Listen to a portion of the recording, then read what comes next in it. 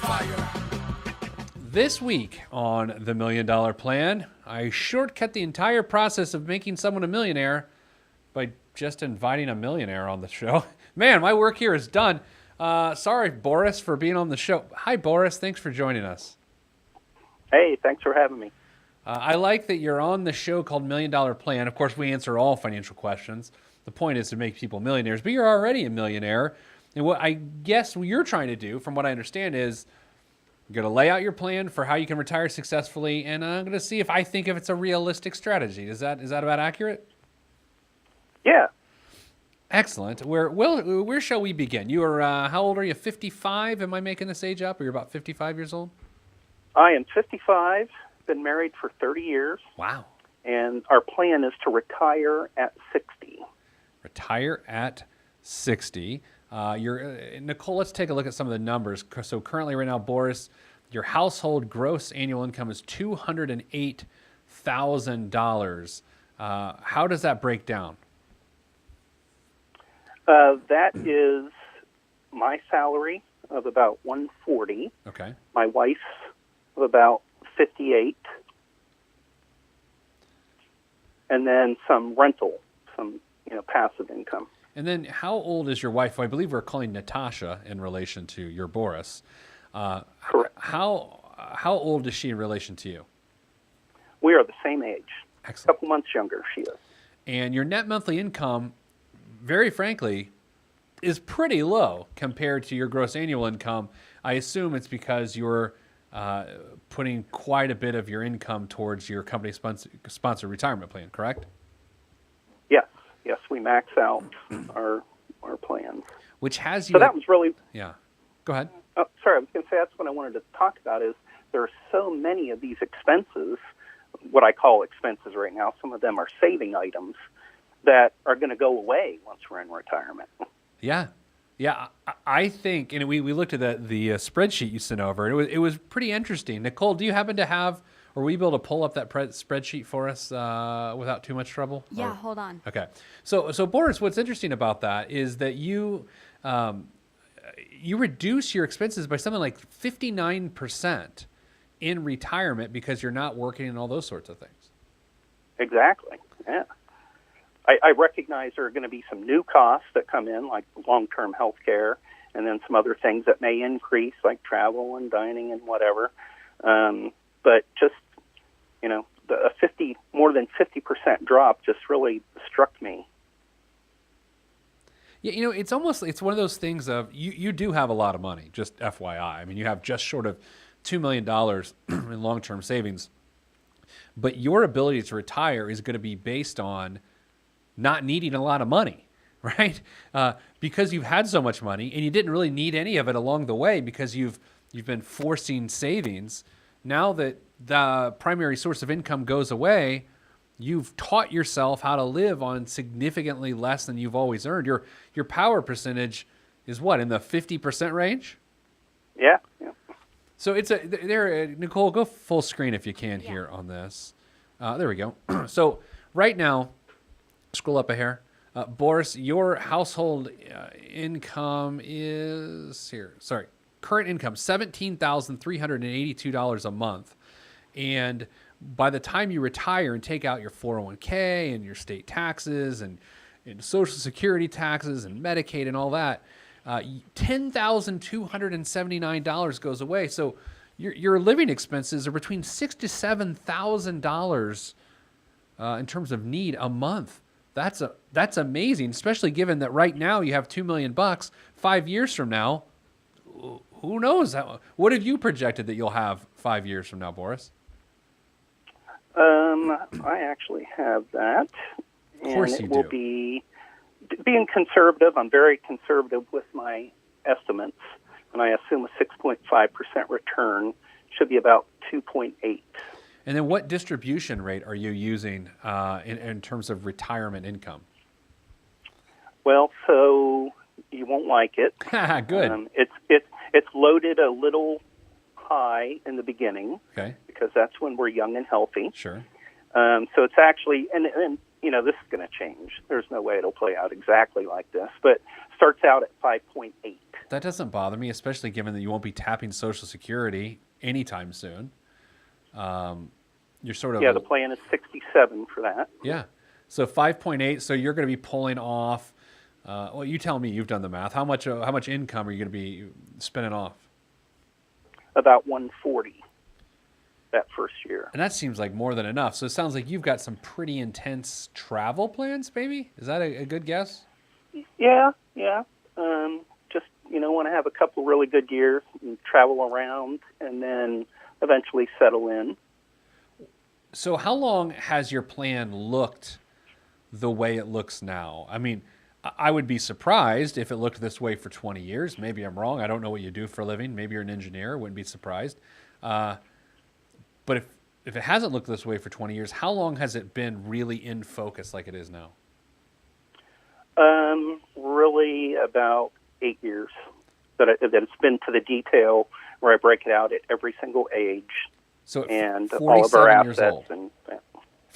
and 47 years old is when you said, okay, let's really look at this. What happened at age 47 that got you doing this? I have no idea. I just, decided it was time. We'd always saved, always put aside, 401k, things like that, and just decided to get more serious about it and see what it looked like, laid out year by year. What was your biggest sacrifice, do you think? I don't think we make sacrifices. I love when people say that, by the way. It's a trick question. I mean, we do what we want to do. We take great vacations.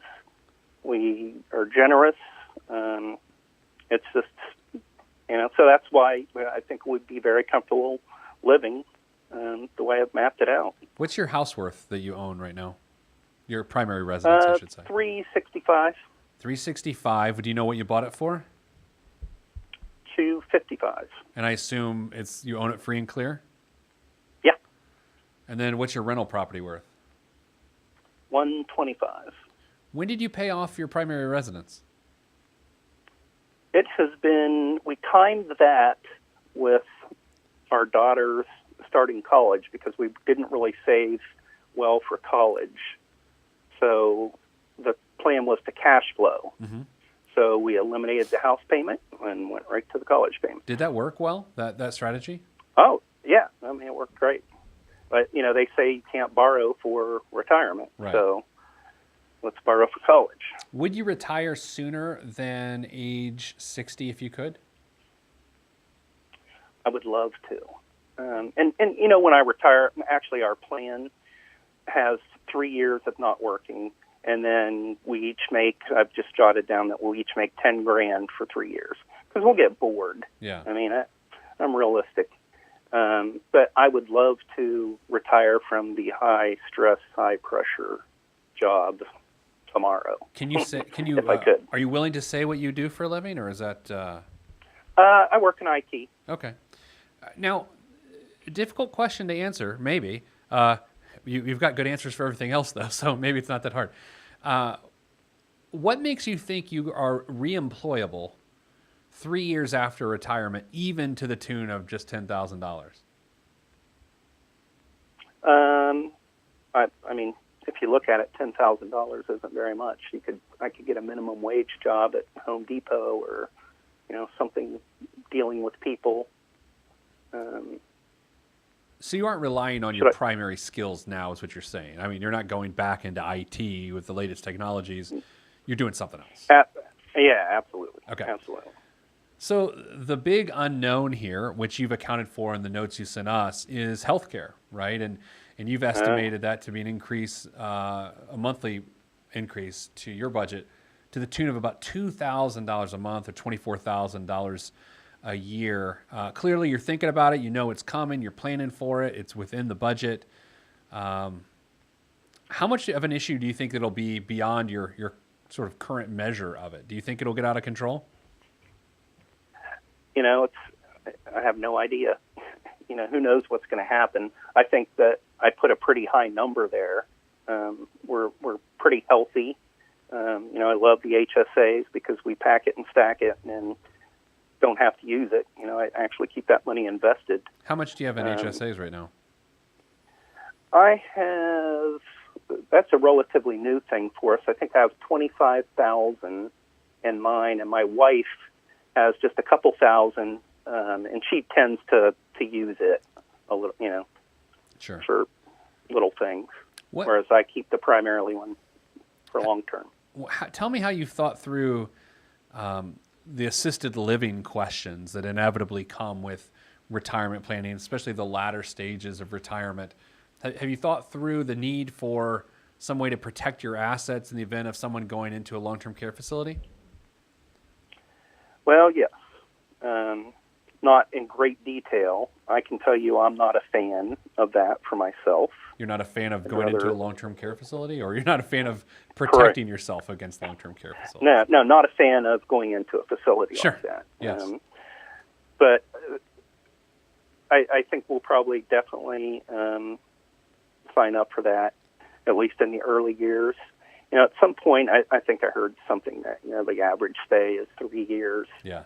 And so depending if everything goes to plan, we may have enough to cover that and not cause impact to the surviving spouse. Yeah, and look, the weird thing about long-term care is there's no perfect answer of how do you mitigate the risks associated with leaving the person not in a facility high and dry without money.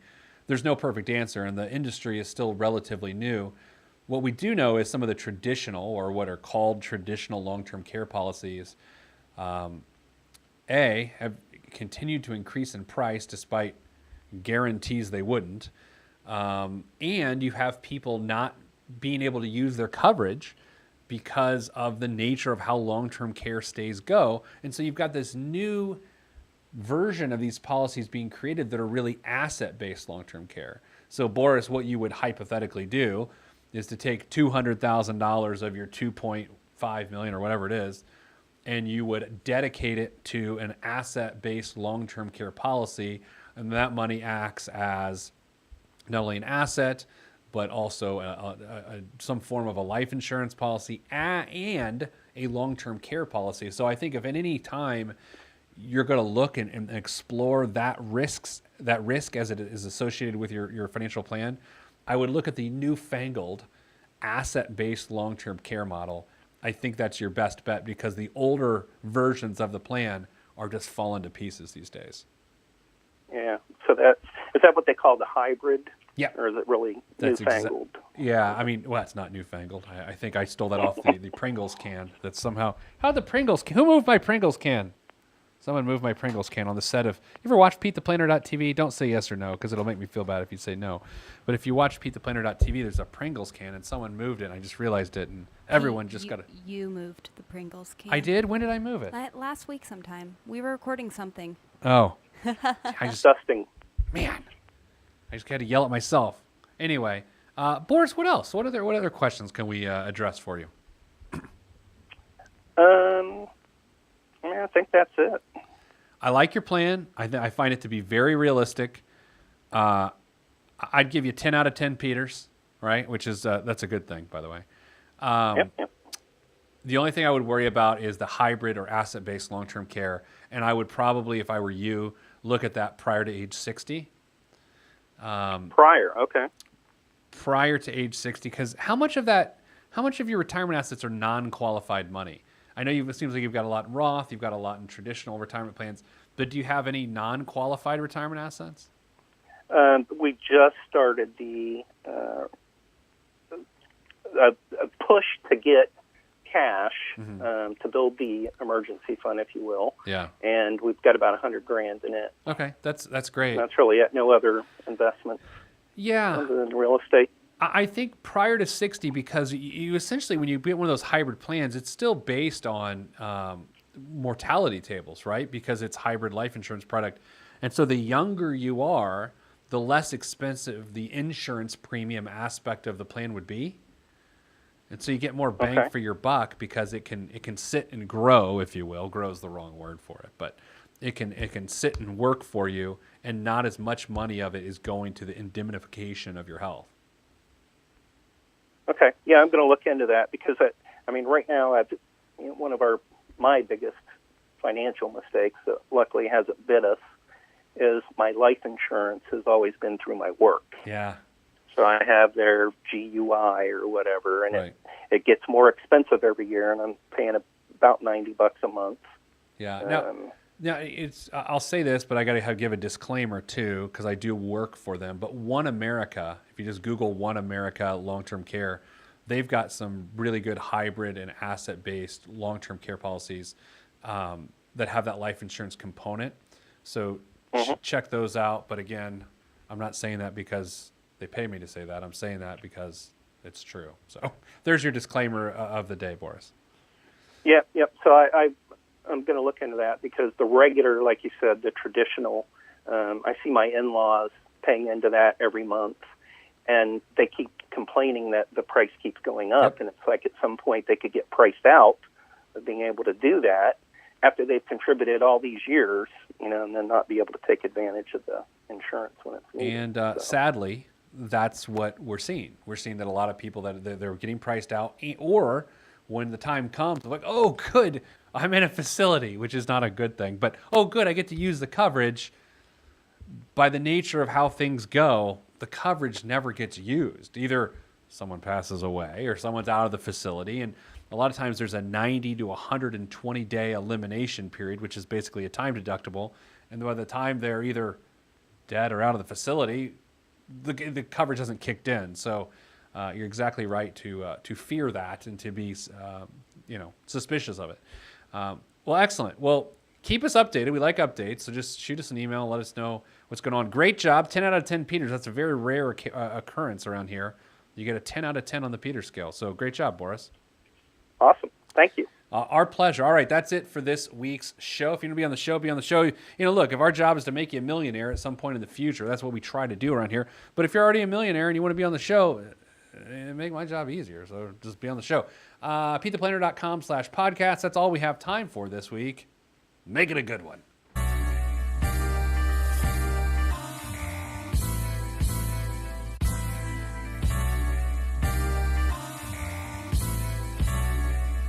This is where I came from.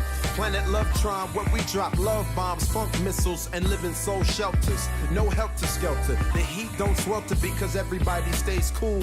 Left many moons ago to bring the philosophies of my ancestors to another place, God. Picked the third rock, gave me to my earth family, and told me to create, and so I am. Pen in my hand, microphone on the stand. Over vinyl, I command and demand. Magnificence in an instance, I can make you dance, cry, or love. Fly as a dove, released from Everest. The fresh is fresh, and you can call me E.T. Word to John Tesh. Let me bless this harmonic presentation. It's amazing, so amazing. I'm the reason.